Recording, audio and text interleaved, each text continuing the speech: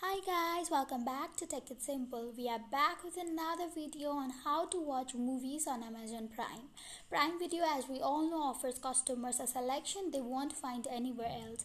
Prime Video delivers Amazon originals and other exclusive popular titles included with Prime Plus premium channel subscriptions, live events and many more. So this video is going to guide you through the process on how to watch movies on Amazon Prime. So let's jump straight into the video.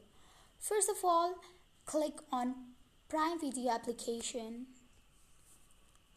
Second, you can see several options up there like home, originals, TV, movies, kids. We can click on any as per our choice. Third, you can click on any movies or shows as per you like, as I'll be selecting The Boys. Now you can see the option watch now inside the blue box, so click on there.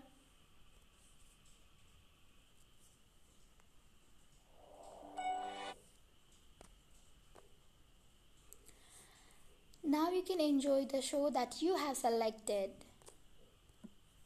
So this is how we watch movies and shows on Amazon Prime. If you found the video to be useful, don't forget to give us a thumbs up, and if you have any queries, put it down in the comment section. We'll see you on next video. Goodbye till then.